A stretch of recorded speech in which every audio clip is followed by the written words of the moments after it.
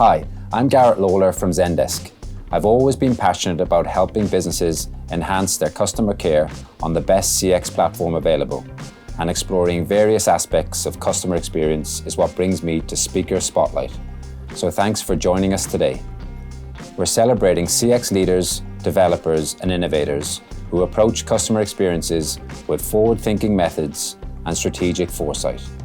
If this is your first time watching our collaborative series, here we aim to delve into stories from across the industry, highlighting how a customer-centric mindset and cutting-edge solutions can really drive breakthrough successes as well as valuable learning opportunities. Today, I'm delighted to be joined by Megan Bauer. Hey Megan, thanks so much for joining us today. I'm excited to hear about your journey and the company Reprise. So on that note, can you tell us a bit more about yourself, your journey, and the organization itself? Yes, for sure. Thank you, Garrett, for having me. Thank you, Zendesk. Just a little bit about myself. So my name is Megan Bauer. I spent my whole career in the customer success industry. I've always been in technology startups, but through recent acquisitions, I found myself getting a lot of exposure to Fortune 100 companies and large technology firms. But I've always been a part of and led global customer success organizations and had a knack for interacting with the customers. And then specifically, just my favorite part about the role is I love seeing individuals succeed due to using your technology and watching them progress in their careers. A little bit about Reprise. So we've kind of pioneered the demo creation category, and we are the only company to deliver a platform that captures your application at the code level and then also injects AI-generated data so that your sales team can run fully interactive, reliable demo environments. We're trusted by lots of enterprises, Databricks, Dell, MongoDB, Zendesk. They all trust Reprise to serve over 1 million demos per year, which is some great numbers there. Specifically within the customer success function of Reprise, we have a pretty mature structure that we've built out. We have a strong kind of cohort of a support team, professional services, customer success managers, and customer enablement. So we take customer success very seriously over here at Reprise. With a few clicks, Reprise creates a clone of the front end of your product that you can customize endlessly. Craft the perfect demos, guiding your customer to all those wow moments. Reprise makes it easy to change things around as much as you want. Graphics, data, names, and you can tailor it for all the different verticals, healthcare, finance, whatever. Make the perfect demos that run like you always dreamed. This is all the stuff that I need to do, but easier and faster. Yeah. Reprise. Very good. So it sounds like the customer is very much at the center of what you do. But yeah, naturally enough, being in the sales organization, it's great to see technologies like yourself making the life a bit easier for account executives. Just on the customer experience side in particular, can you tell me a bit around kind of the journey on that side, kind of some of the challenges you faced prior to maybe setting up a full kind of a customer experience team? Yeah, definitely. So Reprise was founded in early 2020, of course, kind of at the beginning of the COVID era, if you will. And that was the time when companies had a lot of money, people were shifting to remote work, organizations needed the tools and whatnot to support that transition. And then, of course, a couple of years into the COVID era, if you will, things leveled out. Companies, they maybe weren't hiring as much, or there was some scrutiny around budgets and things of that nature. And I think that's kind of when we learned at Reprise that there's a ton of tools, there's a ton of software out there. And if you are doing the B2B sales, especially to large enterprise organizations, it's kind of become, the SaaS world is more of a people business. And the customers decide whether they want to expand or renew with you based a lot of times on your account team there, right? So I think for us, we recognize that and we opted to build out this strong customer success group so that we could support our customers from that people business standpoint and then develop the relationships with the people we worked with frequently. And that ultimately prompted that mature CS structure. Very good. No, it makes complete sense. And can you talk about maybe your longer term strategy from a customer experience standpoint? Like what happens next? Like, are you evolving? Like, there's a lot of change in the environment. I'm just wondering what you're planning from a CX standpoint at Reprise. Yeah. So kind of how I just highlighted above, right? The SaaS industry, if you will, or SaaS services, it's become a people business, right? And so you can differentiate yourself by prioritizing those face-to-face meetings with your customers and getting in front of them in person. I know a boss of mine, he said it very well. It's you can maintain relationships virtually, but you cannot build on them, right? So I think the strategy for us is a lot about creating that people or face-to-face interactions. But that being said, we know that an individual or a group of individuals, groups of CSMs, account teams, whatever, they can't give all of their support and love to a single book of business. It's ultimately not scalable, right? So you have to couple that in-person connection with your digital engagement motion so you can have that broad and effective reach. So that includes taking advantage of customer success management platforms or customer service platforms like Zendesk and creating resources and assets for your customers like a training academy or knowledge center so you can give them that full breadth of support from not only a human level, but also at a digital level. Yeah, it's a key balance, right? It's a tricky one, I think, for every organization. Like, do you pivot one way or do you pivot the other? So great to see how you're thinking about that long term. And then naturally enough, one key focus here for a lot of organizations is kind of embracing that step or putting their toe in the water around AI. Like, what's your view of that kind of stepping stone into AI, and what does that look like for Reprise? Yeah, AI, it's all the rage now, right? It's everywhere. Every company, it's in every conversation, right? Which I think is great. And I think you have to be on the forefront of that. I think in some ways, for what makes someone an excellent customer success individual is being able to anticipate the next, 1, 2, 3 questions that a customer is going to potentially ask you, right? And I think the way that AI can play into that is they can augment that quickly because AI tools or technologies can analyze a lot of data points or usage points, and it can give you the prompts to engage with your customers at a sooner and more meaningful way.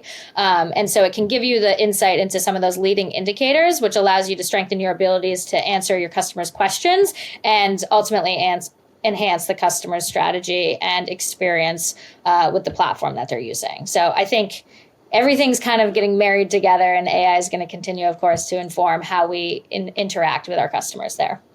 Okay, cool. So what specific AI technologies or tools in general are you curious about in the space, and especially when you think about the future of your customer experience strategy? Yeah, so anytime I am thinking about different technologies or different tooling, I always ask, how are we operating today, and can we do it better? Can we do it faster, automated, et cetera, right? So where is there an opportunity for us to repurpose an individual's mundane task and apply an AI agent to that to make it operate better, right? So for us, the number one focus is retaining customers. And you can implement predictive churn models using AI that can tell you at a higher level of accuracy and much farther out which customers are at risk so you can best retain them, right? They have examples of, identifying risk 1 year, 2 years out, whatever it might be, and get you in front of that much sooner. Now, on the flip side of that, while churn and reducing that is super critical, we know that earlier in the equation, there's the element of onboarding, right? And that can be super impactful from a customer's experience. If they have a positive onboarding journey, then they have a higher likelihood of renewal, right? So leveraging AI to more quickly get your customers implemented onto your platform is ultimately going to have a positive downstream impact. And then there's, of course, like the middle of the journey, right? So the middle of that customer experience or customer journey map. And that's focusing on things like ticket avoidance or generating assets that answer customer questions much quicker. So currently we have a great team, an enablement team who creates a lot of our knowledge base articles by analyzing common tickets, but how about leveraging an AI knowledge base feature within Zendesk to do that for you, right? So thinking about it from every step of the journey and how you can apply things to make that, to make the customer experience be more seamless and better. So what signs or challenges in your current customer experience setup make you think that integrating AI might be beneficial? Yeah, so I think every company is coming out with a new AI feature right now that can enhance the overall experience. There's a lot of noise out there. Some of the AI elements are more effective probably than others, right? So with any of the tooling that you consider, it's important to be thoughtful about what you're implementing, what the costs of it are, what the impacts it might have on how you operate, and ultimately, like, what is going to be the impact on your most important assets, which for us is our customers, right? There's a lot of people, there's a lot of businesses that are on the forefront of these AI AI technologies, but there's also a lot of people who haven't made that shift yet. And I think it's going to be a little bit of a balancing act to introduce the AI elements to your customers, and in some ways make it so they have no idea that they are speaking with an AI, kind of a robot, if you will. And so making them comfortable with it, right? I was actually talking to someone recently about voice AI, and where you call into a call center and the person on the other end that you're speaking to is actually not a real human, but they're answering all your questions. I think this is super evolutionary, but for some people, it's going to be a little spooky, right? And so everybody is at, like I said, these different stages within their AI journey. And it's important to remember that so that you can introduce it methodically in ways that make more sense, versus just kind of forcing it on your team or on your customers right away, because people will not respond in the exact same way. Yeah, great advice. And what concerns or challenges do you see specifically, or do you anticipate when implementing AI in Reprise? Yeah, I'm a big believer in that there's kind of a hybrid approach for everything. And as I've called out a little bit in this conversation, my theme with SaaS is it's a people business, right? And so I think AI can help us work smarter, but it's also going to be the hybrid approach of the AI technology and the human interaction that provides the customer with the best experience possible. So being thoughtful about how you roll it out internally to your customers, as I highlighted, be willing to adjust and iterate on your strategy, listening to the real feedback from your customers, but also not standing in your way if technology can do things quicker. I think at the end of the day, it's important to remember, as of right now, the person signing the checks for your software at least is a human. So there is some level of kind of that human interaction you got to maintain. And so implementing that hybrid model gives your customer the best possible outcome. Mm-hmm. No, great thoughts. And look, the space is moving very, very quickly. So when you're anticipating future trends in AI for customer experience, what emerging trends or innovations in AI are you aware of? You mentioned voice a minute ago, but are there trends you're aware of, and what do you think the impact could be on customer experience overall? Yeah, I thought this was a great question, interesting question. So I put it through ChatGPT to see what they would spit out for me, because I'm not good at predicting the future, but that's what AI is here for, right? A lot of the trends that were coming through that I saw that, I think makes sense, right? And again, talk to what we've spoken to with the human element of it, is trying to get AI closer to have that human-like experience and having it better understand context, right? So doubling down on the voice assistants, or having digital humans and avatars, or even doing some sort of emotional analysis so you can more relate maybe to what the AI technology is providing you, right? So I think those developments in AI are probably going to be a lot of what we see in the near future.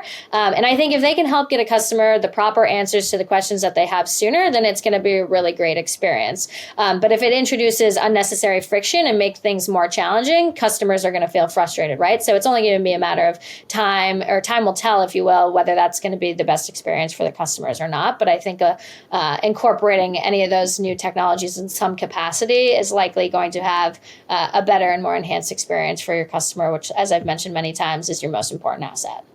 Yeah, no, I agree. So definitely keeping the customer at the heart of everything, I think, is the biggest, the most important takeaway. Look, thanks so much for sharing your thoughts. I've really enjoyed hearing all the different ideas and thoughts and plans you've put in place at Reprise and your journey as well. So thanks so much for sharing those with us, and best of luck with everything in the future. Thank you. Happy to share, always.